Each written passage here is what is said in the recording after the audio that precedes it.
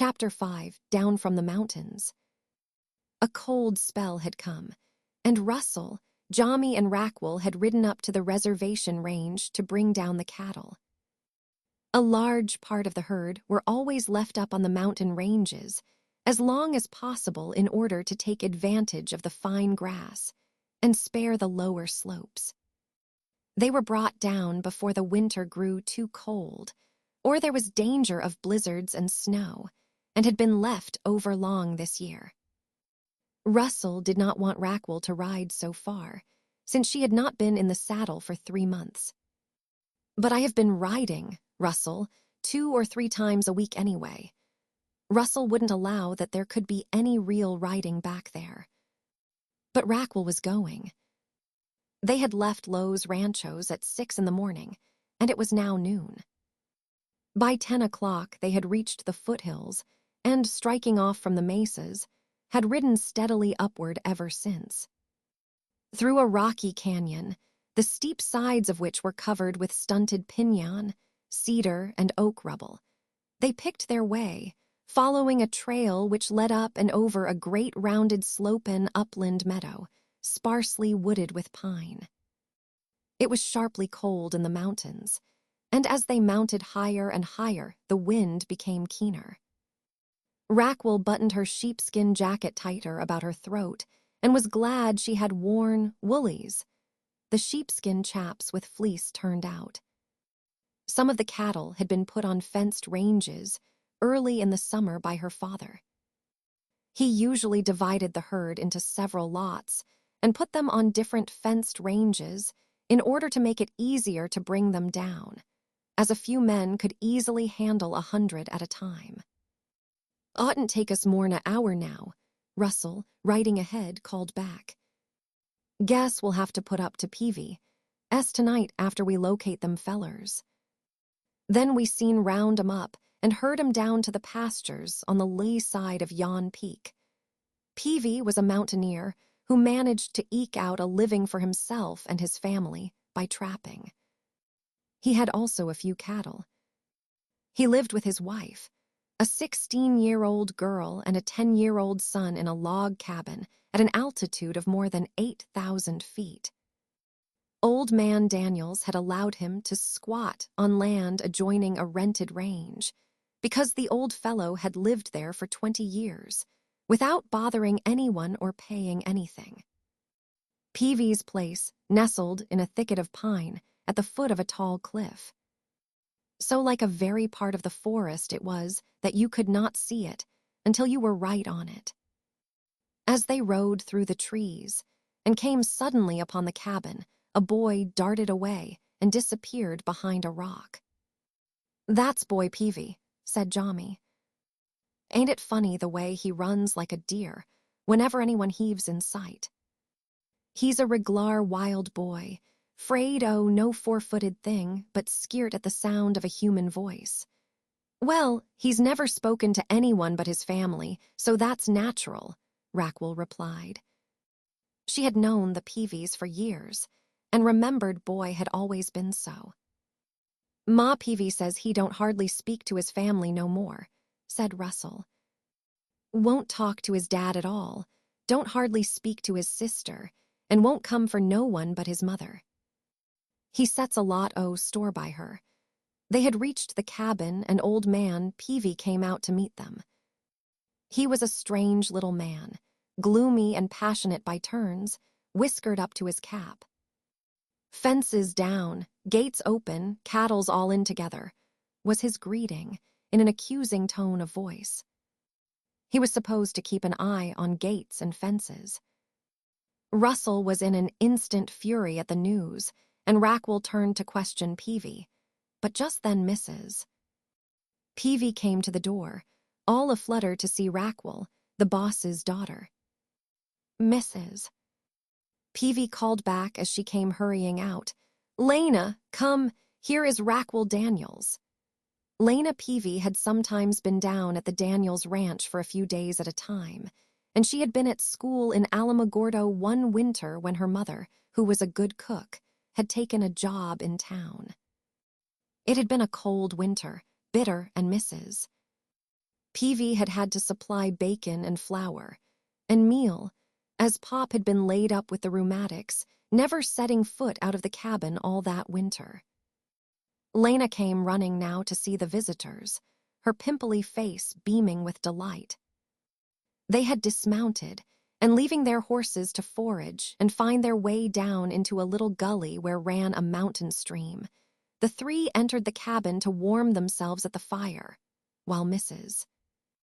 Peavy and Lena bustled about getting something to eat. Within an hour, a steaming meal was on the table. Rabbit stew boy catched him in his hands, Mrs. Peavy said hot biscuits, coffee with condensed milk. It was nearly 4 when Raquel started out again with Russell, Jommy following with Pop Peavy. Some spite work, Pop thought, but it might have been fall hunters' lay-in, down the barbed wire fur to let their cars through. Most likely that's what it was, come to think of it. He'd aimed to get down last week and let Mr. Daniels know about it, didn't know it hisself till then. Boyd seen some the ranchos, cattle on the lower slope when he was layin' his traps. He'd had rheumatics ever since, though, and couldn't stir. Jommy winked and tilted his elbow behind Pop's back. Peavy's attacks of rheumatics were known to come from a bottle. Well, there was nothing to do about it but go after them all. Russell made straight for the Corona, a high peak from which the surrounding country could be seen. An hour's climb through spruce, pine, and cedar, so fresh and lovely that it did not seem like winter weather. Then a somber glade of hemlock, mysterious, forbidding, and they were out in the open at the top of the world. It was already dark in the canyons far below, but up in these high regions the sun still rode well above the horizon, and they could see for miles in every direction. Light and shadow, of crest and peak and valley. Timberline, where the forest stopped abruptly at creation's gesture. Raquel was silent under the solemn vast beauty. She had not been up on the Corona in more than a year, and then it was summer. The cold, the quiet were intense now. The air was strangely still, as it often is just before sunset, and the riders did not feel the cold. Each of them carried field glasses. Russell was already searching the valleys below for white faces, the ranchos' cattle, unmistakable even at a distance of several miles. Raquel came out of her dreaming with a start, guiltily. She was the boss of the rancho. She'd better be looking for her cattle. Glasses raised, she and Jommy scanned the lower levels in different directions. Yes, they were there, full 500 head altogether, Jommy thought. Yeah, Russell allowed that many. They'd not move afore mornin'. Lessen a blizzard came up, and it didn't look like it from that clear sky. The sun was sinking with sudden speed over the edge of the world. You had a sense of the world's being round, up there. It curved and dropped away to the horizon. It seemed up there as though it were not such a very big globe after all, because you could see all the sides, and you were on the top of it. They were back at Peavy's in less than an hour, but it was already dark in the forest, and a wind rustled mournfully in the bare branches of the pallid aspen groves. The log cabin was pleasant, and warm and smelling of salt pork and frijoles. They were ready to eat again. Boy, he's et and gone to bed in the loft, Ma Peavy indicated as they came in. He's clean run out. Had to doctor his legs. Huntin' cat, he says, but he's friends with the bars and the bulls and the deer too. It's a hard winter, Pop Peavy mumbled over his food. Froze tight many a night, without any snow, and gonna be worse. Watch out for the bars and catamounts, says I, and the coyotes and lobos down on the range. It were just such a winter as this, when early spring that young engineer took his bride down by the Rio Grande near the dam, and she was et by a grizzly. It was after the bacon, and they didn't have no bacon, so the bar took her. He chewed gloomily on his own salt pork. Never throw nothin' at a bar, specially a grizzly, Ma Peavy contributed piously. I always give a bar what it wants. Recollect, Lena, when the big brown bar came in the door last spring lookin' fur bacon and took it from the shelf, and took the syrup. We didn't bother him none, and he didn't bother us. Just went out thout'n any trouble. How would you and Lena like to come down to the ranch for the spring roundup and help Mom with the cookin', Miss Peavy? Raquel asked. Mrs. Peavy started to reply affirmatively, and then looked questioningly at her husband. She don't have to work out, he decided grandly. Sooner'n have her go out to work, I'd work myself even. That sure is noble and generous of you, Pop. Jommy winked at Russell. Pop Peavy relished his wife's cooking too well to part with it, as long as there was a strip of bacon in the house, or a rabbit in Boy's traps. Boy Peavy, wild little fawn that he was, really kept the family in food, bringing his tribute each day to his mother. I hate to go away count oh boy, she decided, but Lena can go if she wants. Lena showed her wishes by a broad smile. Raquel shared Lena's room that night, while Russell and Jommy slept on shakedowns before the fire in the living room. Lena insisted that Raquel take the bed, with its lumpy mattress of pine needles, while she slept on a shakedown on the floor at Raquel's side. Lena took off only her dress and her shoes, and pulled a somewhat soiled flannel nightgown over her underwear. Raquel unrolled her gown, her comb, her toothbrush, and a cake of soap in a little case, from a red neckerchief which she always carried in her saddle pocket. She was tired enough with the long ride and the cold to relax comfortably into the hollows of her pine mattress, redolent of the forests that closed about the tiny cabin. Less than a month ago, she had been sleeping across from Anne in a beautiful big room, fresh and fragrant. How clean and straight Anne was, how beautiful her skin, so clear and rosy and creamy. They were just the same age, Anne and Lena. And look at poor Lena. I want to be a school teacher. Lena's unexpected words, ending with a silly-sounding giggle, broke in on Raquel's thoughts. Why, Lena, where did you get that idea? Down to district school. Lena's eagerness dispelled her embarrassment, although she always laughed at everything Raquel said, because poor Lena was so glad to be with another girl that she could express her happiness only by laughing. The teacher there said I could learn. I think it's awful nice to be a teacher. I've been through the 6th grade. I think it would be lovely, Lena, Raquel answered. Perhaps you could work this summer and save some money, and then if you got work in Alamo this winter you could get ready for the state normal. Raquel opened the tiny window, and although Lena looked at her in astonishment, she felt that everything Raquel did must be perfect. The fresh wind blew in and put out their candle, and as Raquel went to sleep, she thought how pitiful, how different Lena's life was from hers or Anne S.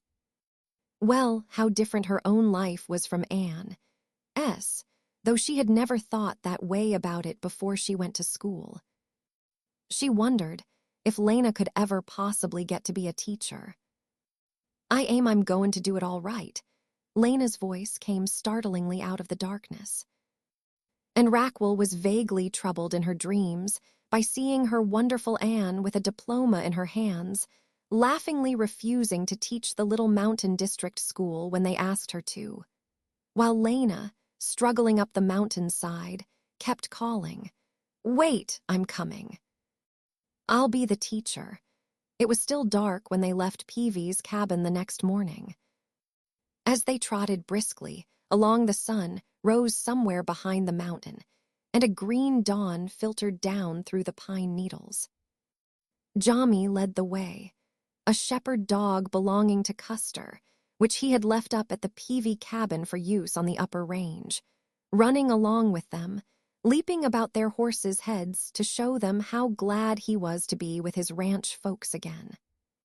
When they had climbed halfway up the Corona, suddenly the sun burst upon them, an hour before it would reach into the valley below. From a vantage point on the hill, Russell cupped hands to his mouth, gave the salt cry, "Coo-ee, coo-ee." Coo-oo-ee. Down the thin air it carried, echoing back from distant mountain sides, spreading over mountain meadow, into canyon and thicket. Raquel tingled at the thrill of the call, and her own clear, shrill voice took up the echo and sent its vibrant message down into far-off glades, full 4 miles away. From where they were, they could see the cattle come running from all sides, hurrying down to an open space below them, towards which Russell was already riding, still calling his coo-ee, coo-ee. Down there sounded such a lowing and bellowing as would have terrified a tenderfoot. Great bulls, young bulls, white-faced cows, fawn-colored heifers with horns still short, were milling and seething in their efforts to get at the salt which Russell was scattering on the licks. The hollows worn in the flat rocks of the meadow by the rough tongues of countless cattle. Jami rode herd on the edge of the roundup, turning back the strays or those that had had their fill of salt and were turning back to their feeding grounds. The shepherd dog rode before him on the saddle, leaping down among the crowding animals to nip at a pair of hawks, here and there, and leaping back to safety when menacing horns were lowered at him.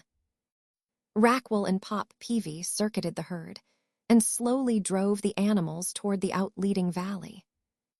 Had it been on the plains, instead of in the mountains, the four could not have ridden herd on the wild bunch. But the hills hemmed them in. The older cattle responded from habit to the yells, and the younger cattle followed. Nevertheless, it made them busy to keep the great mass moving along, and moving in the right direction. Russell's hoarse shouts, Raquel's high call, piercing, but clear as a flute, echoed now from this side, now from that. On one hand, there were at one time 5 contests going on between as many pairs of young bulls, which snorted, pawed the dirt in great clots over their backs, while with lowered heads pressed together, they pushed back and forth furiously. On the other hand, a bunch of cows would pile up, finally clambering upon each other's backs in the crush. The cattle became jammed, packed. It looked as if they would not be out for hours. Jami, with the aid of the collie and a sharply pointed pole, was riding back and forth, trying to separate them, to prod them along with the slowly moving mass. There was a time when, as they approached the narrow exit to the meadow, chaos reigned. It was nearing noon, the sun was high, and in that upturned pocket so near the sky, unprotected from the fierce light that beat so straight down upon them, it was unbelievably hot. Would they never get out? Then suddenly, the confusion quieted. The mooing and bellowing became less frantic. The cattle seemed to be following along easily. Far off in the center of the herd, Raquel saw a tiny figure, like a little old mountain gnome, atop the magnificent back of Big Cap, the blooded black bull, patriarch of the herd.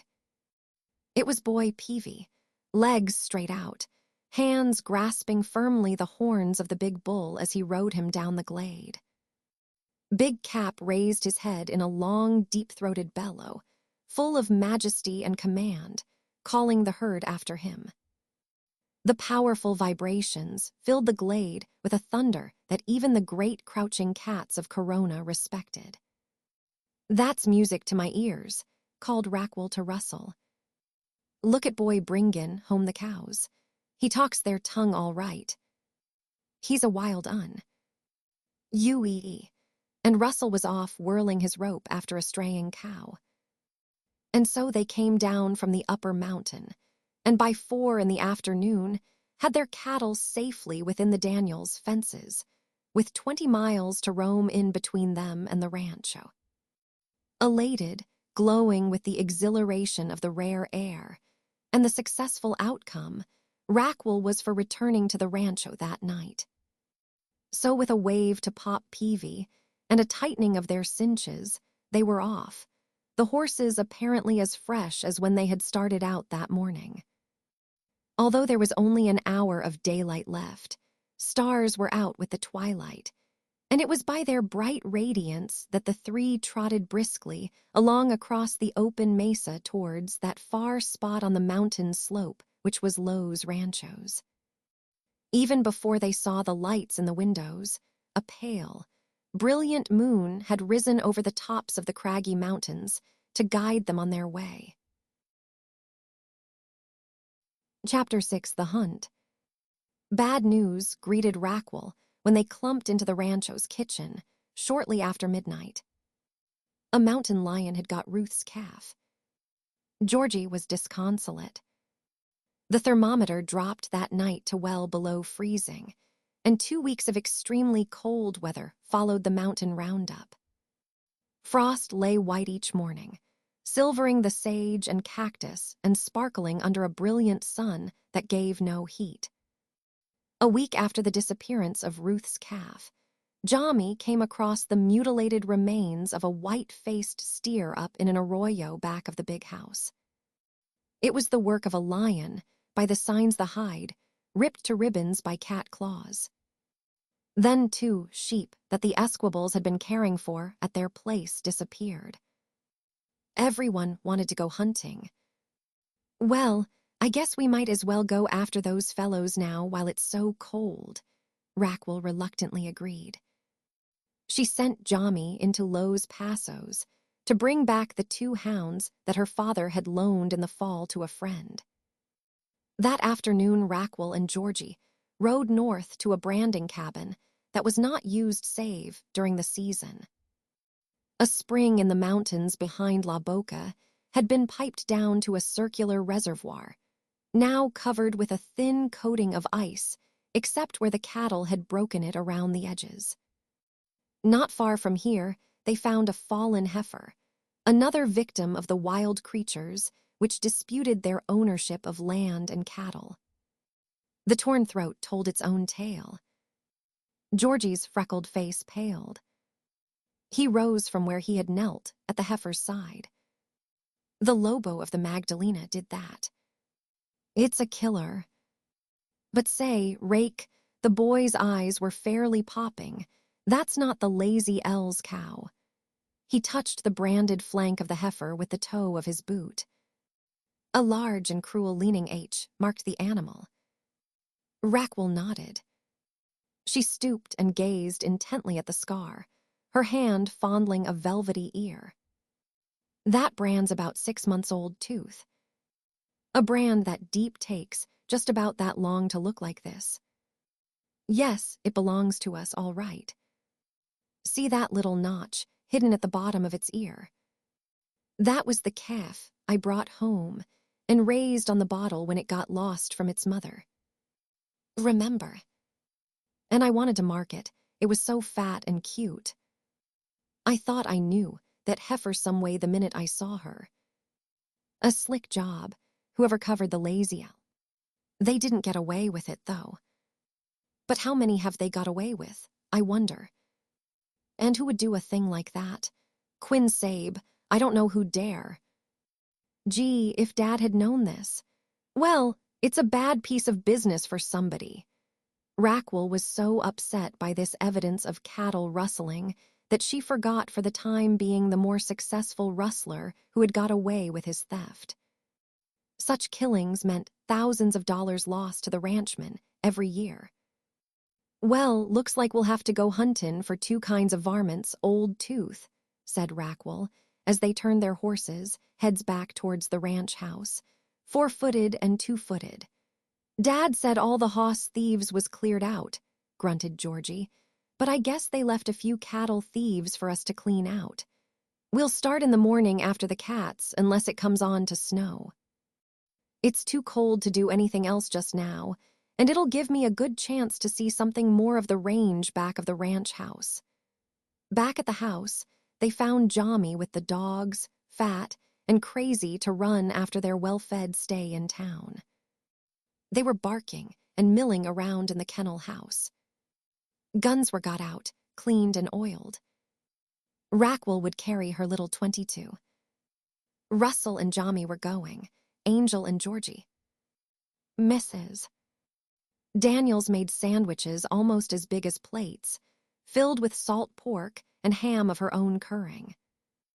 They were all in bed and asleep by 8 o'clock, for Mom was to get them up at 4 in the morning. In the cold dark dawn, Raquel slipped quietly down towards the corrals. Overhead, a million stars were sparkling with a brilliance such as eastern skies never know. Russ was roping himself a horse. The winter string were running round and round in the dark, away from the sound of his whirring rope. As Raquel came up, Russ drew into the light a little foolish-faced pony. "Oh, shucks, I don't want you at all," and it had to be done all over again. Raquel picked for herself one of Custer's string, a swift, sturdy cow pony that would bite if it was crowded. Raquel's rope stopped him easily as he passed, and with a swift turn around the snubbing post, she had him. "You're not going to bite at me, old boy." Her caressing voice arrested the wicked little laying back of the ears, yet as her hand crept up his nose, the lips curled back with a look of singular meanness. "Look out there, Reiki, ain't you got any sense? He's fixin' to bite. Drive him in the saddlin' pen. You're loco, Russ, he's smillin' at me, that's all. Glad to see an old friend, aren't you, little feller?" And indeed the pony seemed merely to be exhibiting his pleasure as Raquel quickly smoothed her saddle blanket and dropped the saddle over his back. She liked to see to saddling her own horse, the single cinch tight but an inch farther back than was customary, the blankets well forward. Then, as the saddle worked looser in going downhill, there would be no chafing when it was impossible to get off and readjust a blanket. The dogs were already tumbling about in their kennels, sensing a hunt. As Raquel and the boys went back towards the house, the smell of hot coffee came deliciously down the wind. Fortified by incredible breakfasts of hominy, pork chops, corn cakes, and molasses syrup, the hunters hurried down again to the corral. Just as the east grew crimson, Russ took the 2 lead hounds out on leash. The 4 others that made the pack strung eagerly along, following down to Pancho's house, from which the start was to be made. Esquibel was waiting for them, and at once informed Raquel that he could not go on the hunt because he had word from Alina's uncle to go to La Balsa today. But he would certainly return tonight and would go around by Los Pasos and call for that bunch of oil cakes for calf feeding. Raquel was annoyed, but as it did not seem to make any real difference, except that they would be a man short, she nodded, for the dogs were straining at the leash. Whining and trembling with excitement, the powerful leader of the pack ran round and round, nose to the ground, trying to pick up a scent already 3 days stale. Baffled, he threw up his head to sniff the air time and again, leaping towards the old ox cart that lay in the yard. "Never seen him act that way," said Russ, worried, and unsnapped the leash. With a deep-throated yelp, the hound shot off towards the foothills and was out of sight in a minute, the rest of the pack after him. Raquel was a close second, and her pony needed no quirting. As the first ray of the sun flashed over the mesas below them, the hounds gave tongue from a canyon ahead, the deep music of their baying echoing roundly. The hunt pressed forward, the horses racing on the morning wind, Raquel, as usual, in the lead. With the wind in her face and the blood singing through her veins, with delight in the chase and the springing earth beneath her horse's feet, her light body and lighter hand guided the cow pony unerringly. Now, a good cow pony usually does not rely on other than its own quick eye and quicker feet. But in such a chase as this, it trusts the rider somewhat to help it avoid gopher holes and rough, rocky going. And where Jami put his horse at fence or bush, Raquel rode to save her pony. "Hey, cowboy, spare that hoss," she cried as she passed Jami. "That's not a crow you're ridin'. Go round a few mountains." Far away to the left, and now to the right, the belling of the leader of the pack could be heard. "Gato Grand," called Angel. "He always sings so when he smells the big cat." The horses slowed up at the mouth of a deep canyon, and the hunters stopped to breathe them. There was no more baying for a space, so after 5 minutes they pressed forward again, Raquel bearing off to the right with Russ and Georgie, while Jami, Panchito, and Angel took to the left. They would follow 2 ridges until they should meet all together again near the summit. Climbing quietly and carefully for the better part of an hour, occasionally they heard the bell-like notes of the leader of the hounds and the sharper, lighter baying of the pack. "You'd think the old feller would shut his trap and not make such a noise," fretted Georgie, riding beside Raquel. "How in time can he expect to steal up on a lion that-a-way? Let him do his own huntin', Tooth," growled Russ. "You ain't no hound, so you shut up. I notice we get to draw a bead on a critter more often follerin', a hound, dog, and his racket than we do mackin' Injun tracks through the woods by ourselves." "Will you all hush up?" breathed Raquel. "Look what a place for turkey." The horses were walking now, up over a pine-crowned summit, carpeted thick with russet needles. As she spoke there sounded faintly over the ridge the silly peedle-leedle of the wild turkey. Instantly the hunters stopped in their tracks, and in a few moments there trailed over the crest a flock of a dozen handsome birds.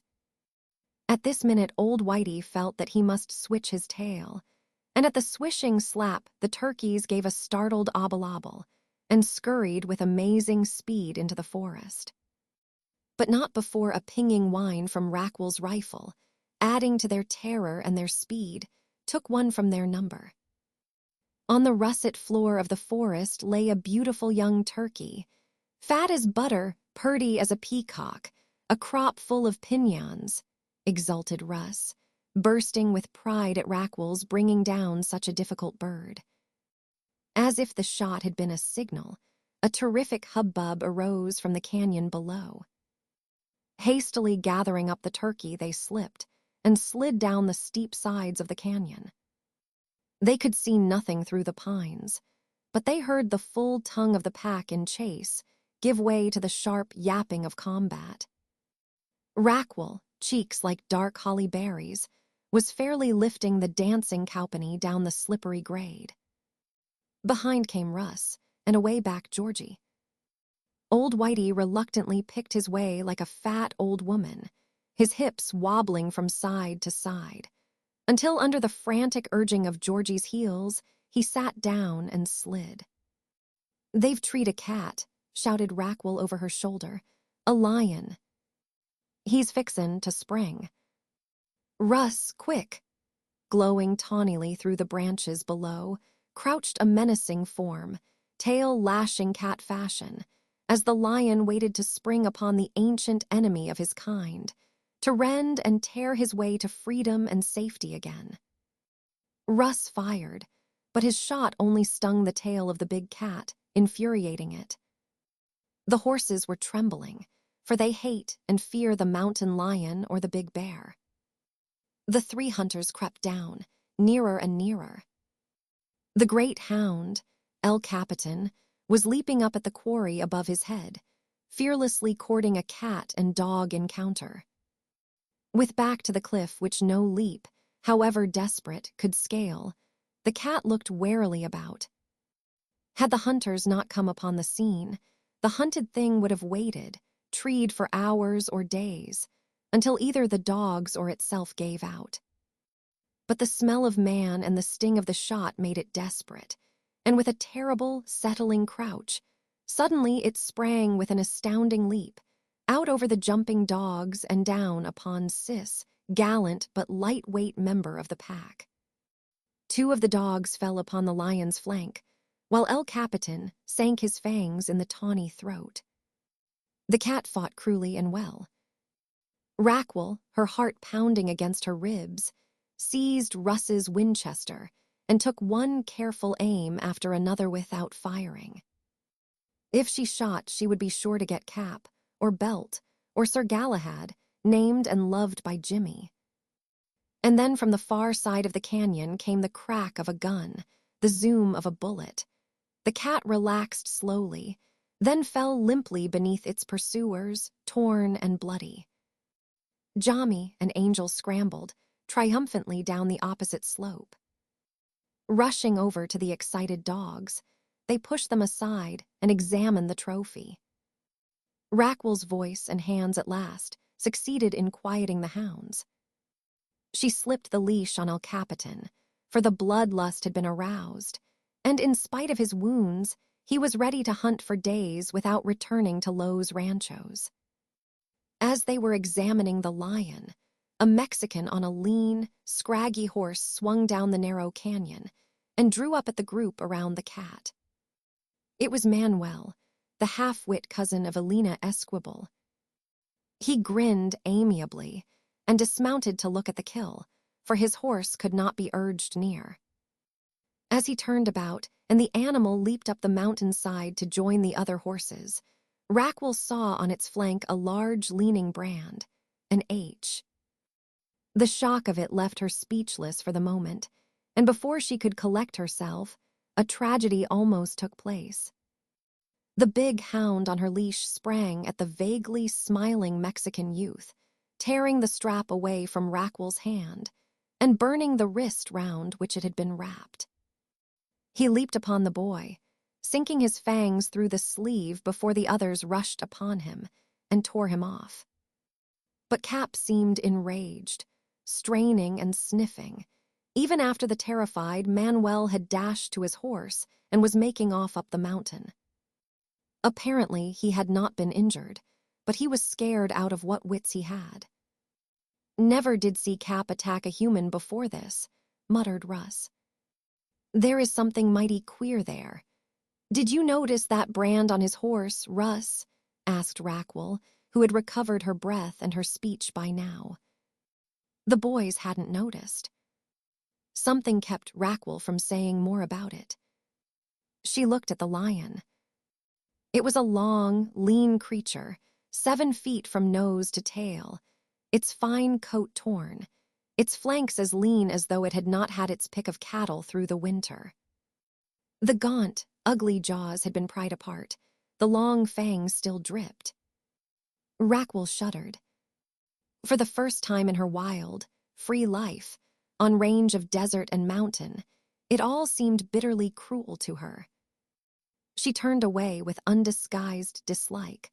All the elation of the morning and her glorious ride vanished. "Oh, go on, Reiki. You have to do it." Georgie read his sister's expression.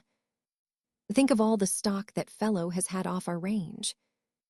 Why, one of these lions will eat 30 cows, 60 sheep, and heaven knows how many calves every season."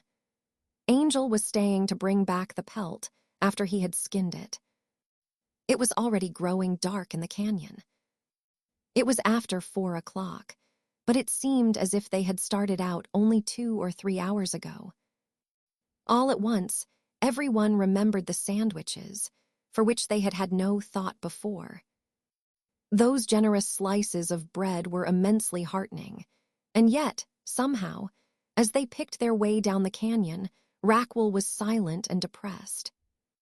Then the faithful and gallant boys, her Knights of the Roundup, set up a rollicking tune, singing Raquel's fame to the words of the Picos' queen, caroling right lustily as they rode along. Where the Picos River winds and turns on its journey to the sea, from its white walls of rock and sand striving ever to be free, near the highest railroad bridge that all these modern times have seen, dwells fair young Raquel Daniels, the Pecos River Queen. She is known to every cowboy on the Pecos River wide. They know full well that she can shoot, that she can rope and ride. She goes to every roundup, every cow work without fail, looking out for her cattle branded, walking hog on rail. She made her start in cattle, yes, made it with her rope, can tie down every maverick before it strikes a lope. She can rope and tie and brand it. As quick as any man, she's voted by all the cowboys an A1 top cowhand.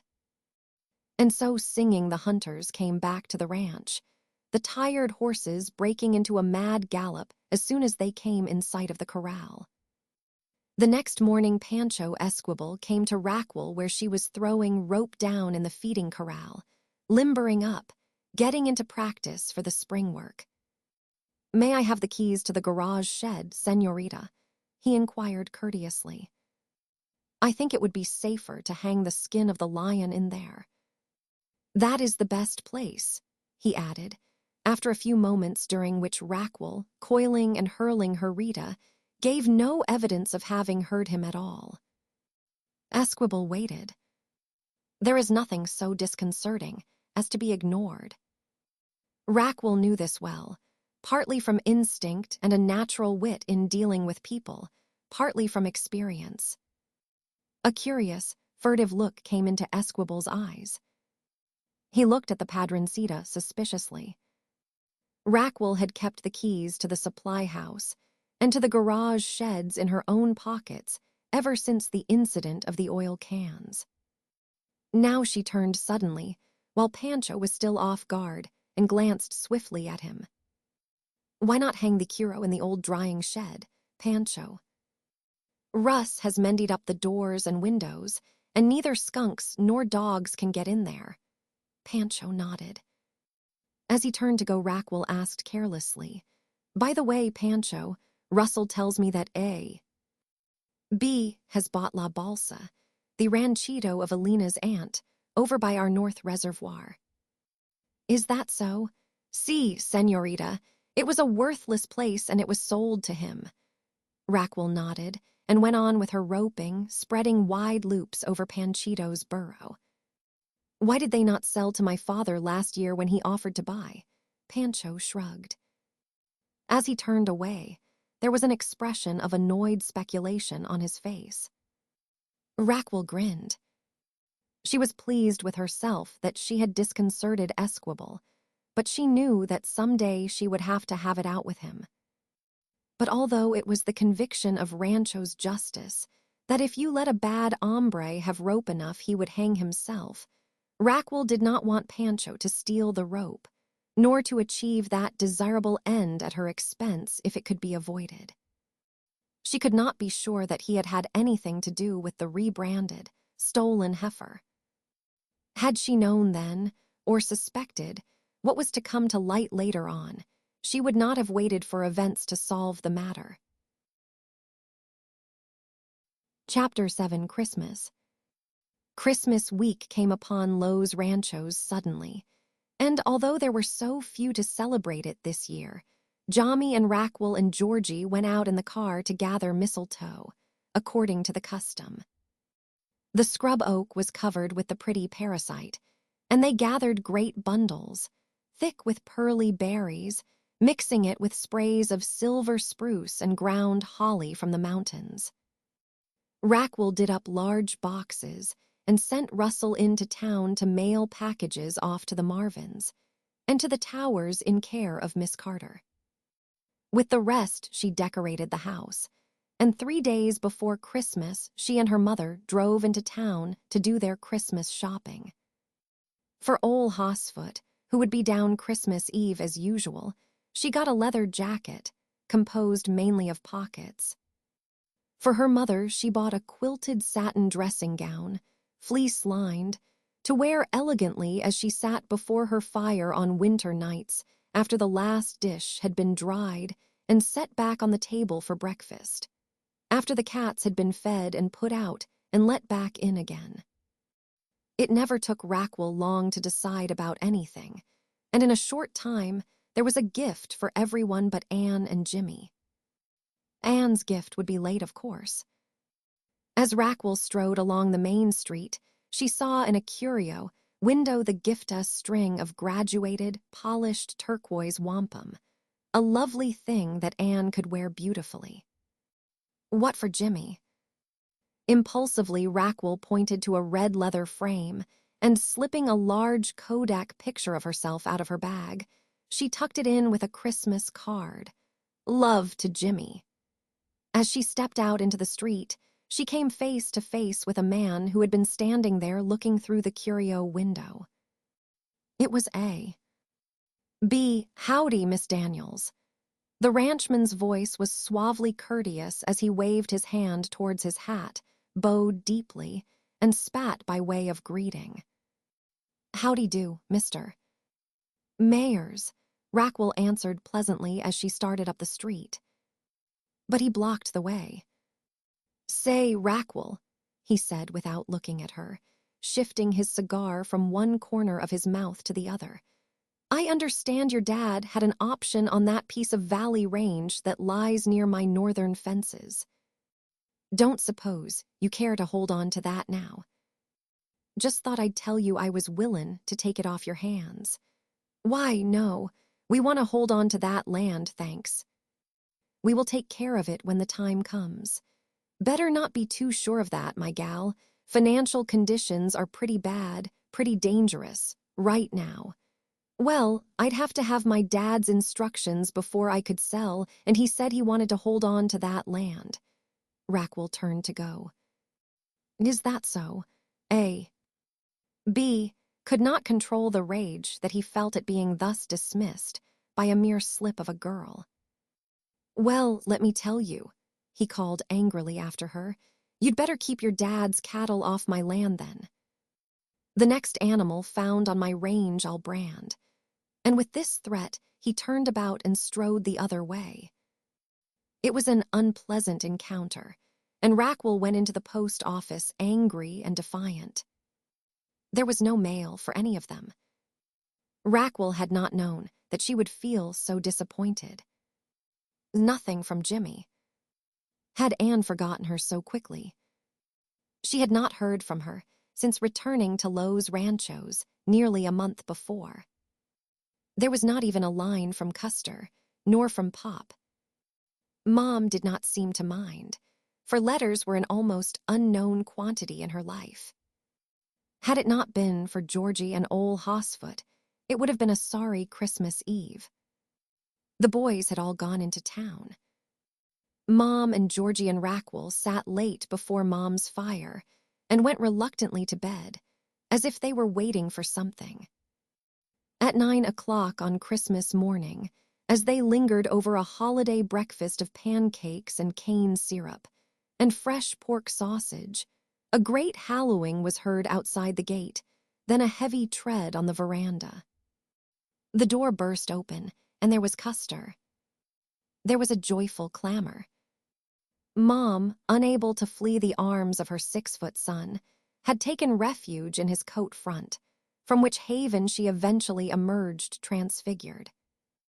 And Raquella, the kid sister, boss of the Lazy L, Custer swung her round with one arm while he kept Mom prisoned with the other. Don't make him any finer, he kissed her warmly. He was a man after a girl's heart, this Custer Danielsend after a man, S. A gay, undaunted adventurer, with a way about him that seemed to extend even to his roping. But alas for the peace of mind of the girl who, at a ranch ball or a blowout in La Cruz, took to heart the laughing flattery of his words, or believed what his eyes said. And alas for the luckless puncher who presumed on anyone's else range or reputation within Custer's vicinity. Custer was courageous and handsome, and now there was a tempering of his spirits with a white fire of consecration to this cause on which he, along with the other youth of the country, had embarked so lightly.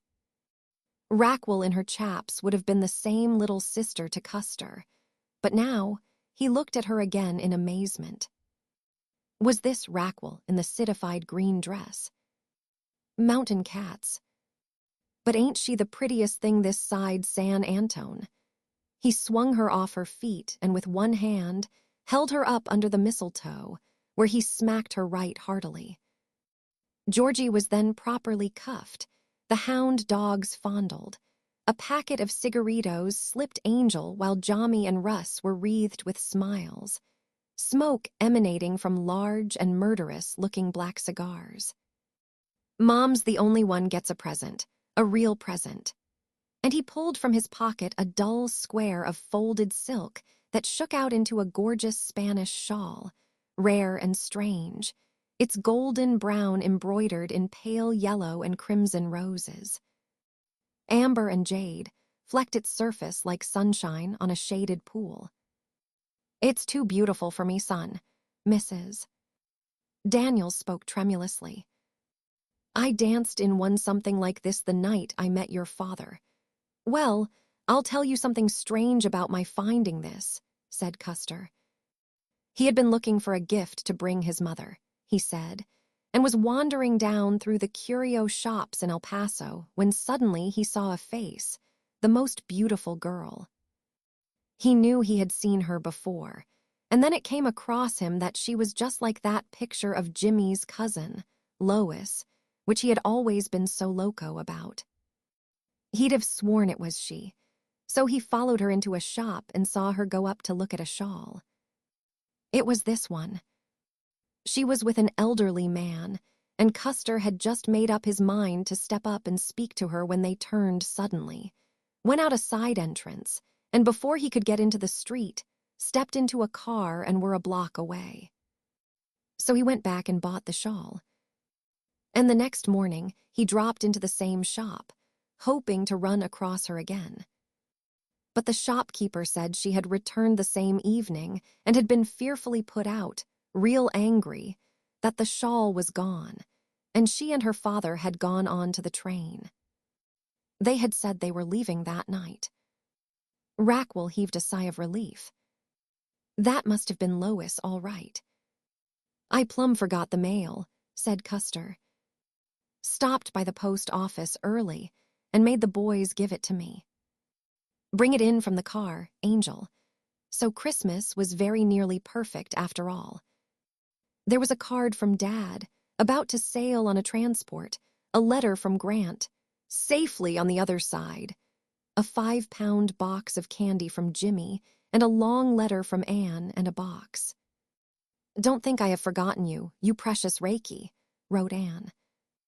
"I haven't been at school since the week after you left. Came home to help with the terrific war work that piles up. If I was ever lazy, may heaven forgive me now. I have scarcely slept, nor has Mama. A letter from Bari asks after you, and he wishes to be remembered to you without fail." Raquel had scarcely dared to think of the elegant Bari since she had been back at home. But at the message, a pleasurable warmth mounted to her hair. The box held 5 beautifully bound volumes of history, an etching and some handkerchiefs. After dinner, Raquel told Custer about her encounter in town with A. B, of the purchase of La Balsa, and of the dead heifer which she and Georgie had found, as well as the incident of the half-wit's horse and its brand. "Lordy," said Custer, "not so long ago that would have meant a killin'. But there's too much shootin' goin' on now in the world as it is. And I can't take time to have it out with the old pison snake now. Don't worry, sis. Just keep track of everything and we'll look after it when we come home. Leaving tonight, Mom," he went on. "Got to. I'll see Jimmy in Kansas City Wednesday, and we sail just a week later." The day passed brilliantly, and all too soon. Yet even after Custer's rented car had disappeared in the purple shadow of the pass, they were heartened by the robust confidence and cheer he always spread. Chapter 8 LOAS. Life had not been very thrilling for Lois, since she had been called away from school so suddenly. At first it was a pleasure to be free from routine and to be with her father, whom she loved deeply and sincerely, if somewhat selfishly. When they reached El Paso, they found that Jimmy, whom Lois half feared seeing again, had been transferred to Kansas. Through a friend of her father, Lois was invited to a dance at Fort Bliss, and exquisitely lovely in a silver tissue dancing frock, she was immediately surrounded by officers. That was thoroughly satisfactory, as were the dates, with which her calendar was filled for a week ahead. But alas, 2 days later her father's physician decided that the altitude of Colorado would be a better climate for him, and they left for Colorado Springs at once. Christmas week found them back in El Paso. Colorado had proved too cold, and just when Lois was beginning to make acquaintances and have a good time in the smart hotel at the Springs. But Mr. Wainwright felt much better farther south. "I would like to hunt up that ranch where Jimmy stayed so long," he said to Lois the morning after their return. "If it is comfortable, wouldn't you like to stay a while on a ranch?" "I think it would be an interesting experience." Lois instantly became irritable. "The Daniels Ranch. Goodness gracious, no, Daddy. There's not a thing to do there. We'd be bored to death." "Oh, don't talk about it, please, Daddy." Mr. Wainwright smiled tenderly and a little wanly. "All right, darling. I don't want my little girl to be bored any more than we can help." Yet that same afternoon, he returned to the hotel with the suggestion that they visit another ranch for a few days. At the Cattlemen's Loan and Trust Company, where he was doing his banking, he had met a ranchman who had invited them out for Christmas week. The cattleman wanted Mr. Wainwright to look over his property, as he wished to secure a loan on the ranch. Lois pouted, but as Daddy really seemed eager for it, and there was absolutely nothing to do here, she consented to go after she had done her Christmas shopping. There were many pretty things in El Paso shops. Lois was astonished, and, as her father gave her all the money she wanted, she really had a very good time. In a burst of enthusiasm, she bought Miss Josephine Carter a gay Spanish shawl, riotous with roses and color that suggested coquettish eyes and a balcony in Seville, rather than Miss Josephine's nearsighted orbs. There was another, in the same store, which Lois liked. While hesitating over it, she became aware of the good-looking chap in uniform who seemed to be watching her intently. She purposely prolonged her inspection of the brown shawl, which was to play such a part in her life, until Mr. Wainwright exclaimed that they had just 3 minutes to get to the hotel to keep an appointment. Lois glanced across the counter at the young officer and found herself looking straight into a merry, quizzical face. Then she turned and ran after her father. Later on, she had insisted on going back after the shawl. She half expected that the same young officer would be there. She really wasn't the least bit interested, of course, but then to find the shawl gone. The long ride to the ranch which they were to visit was made with indifference on Lois' part. She sat silent while her father and Mr. Mayers, was that the man's name, talked about cattle and range and the war market. It was very stupid. And Christmas Eve at the ranch with Mr.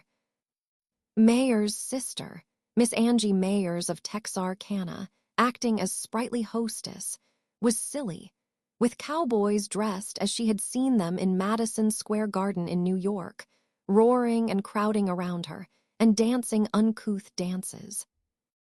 Miss Angie, filled with Southern airs and graces, was absurdly up to the minute in her clothes. Why, she wore a dress with long sleeves and a low-cut neck just like Lois' own.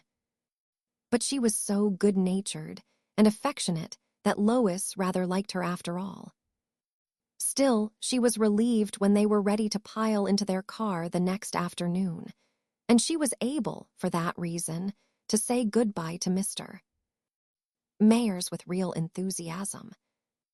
He thought the young lady had had a good time and was pleased with himself, for Mr.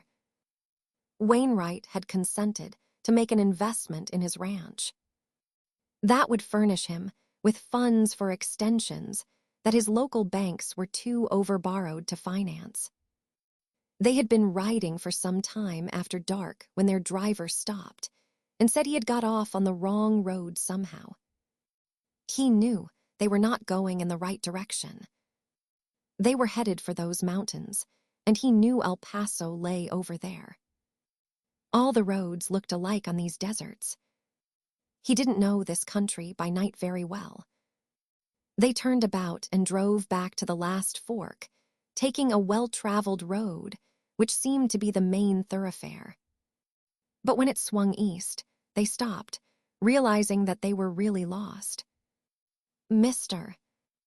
Wainwright, ill able to stand fatigue or exposure, began to cough, and Lois, who until now had been listlessly indifferent to whether they were lost or not, became all solicitude. It was her tenderness and petting at such times which filled her father's heart with happiness. The driver was just about to start the engine again when the sound of another car was heard, and in a moment the swinging searchlight came into sight. Their driver got out and held up his hand. The other car came to a stop. A young man jumped out and stepped into the light. It was the officer whom Lois had seen in the store 2 days ago. The driver explained their predicament. The young man came over, hat in hand, and bowed. When he looked up, he could not restrain a start of surprise. This doll-like blonde surely had a meltingly lovely smile. And her voice was sweet as alfalfa honey, thought the romantic Custer. The result of the meeting was that Custer, returning to his post at Fort Bliss from the holiday visit with Raquel and his mother, joined Lois and her father on the back seat. He directed the driver to the right road, and the rented car followed them. They talked of this and that, but it was not long before Custer said boldly, "Didn't I see you in a curio shop in El Paso the day before Christmas?" "Perhaps so," replied Lois, all wide-eyed innocence. "And then I was there, and I bought the shawl you were looking at," laughed Custer. "Oh, it was you, you wretch." "And I wanted that shawl terribly." "Well, I wanted terribly to speak to you," Custer replied. "I thought you were someone I knew. That is, I knew about." "Aren't you Jimmy Hovey's cousin Lois?" Lois was completely taken aback. But it never occurred to her that this attractive fellow, a second lieutenant, was ever anything but a lieutenant. Some friend of Jimmy's at the fort, she thought, and smiled. "Yes." "How did you know it?" But Custer was laughing and teasing again. He would not tell her. He thought it would be amusing if she didn't know that he was Raquel's brother. Lois was unaccountably radiant. Custer was a charmer, she thought. And he was entranced. "Looks like fate that I should meet you," he told her. "Mr." Wainwright spoke to him then, and they talked for some time of the cattle country, its present condition, and the war. "Mr." Wainwright told of their Christmas visit to the B. Mayer's ranch. He spoke of investment. Custer listened politely, but this information somewhat chilled the atmosphere and spoiled the ride a bit for him. They were nearing the city, and the rest of the drive was made with little conversation. Reaching a filling station, they stopped, and Custer turned to say goodbye. Mr. Wainwright held out his card. "I hope that we shall see you again when we get back to El Paso in the spring. We leave in the morning for California, but we'll be back. I am very grateful indeed to you for setting us right. Thank you, sir. I am Custer Daniels, and if ever I can be of service to you, I should be proud. Only sorry it was Los Ranchos you called at instead of the Diamond Bar, Mayer's place. You must come out when you get back this way. Lois had been leaning forward, smiling graciously, while Custer spoke. A puzzled expression flashed across her face. Then with realization came distress. Something stirred her, something that had long lain unheeded. Custer turned and held out his hand. "My sister would be right glad to see you again, Miss Lois," he smiled. The unaccountable Lois suddenly became strangely distant. Quite self-possessed and exquisite she looked, her gray squirrel coat drawn up about a coolly tilted chin. "We probably shan't have time on our return, thank you." She did not dare to meet Custer's eyes, yet she could not withhold her hand from the hand held out to her. A limp enough hand it was, that lay for a moment in Custer's firm clasp. He gazed after the disappearing car with surprise and bafflement. Now, what was wrong with that? Custer shrugged his shoulders and climbed back into his own car. It was a letdown to the high-spirited mood of the day. Was it because he was Raquel's brother that she acted like that?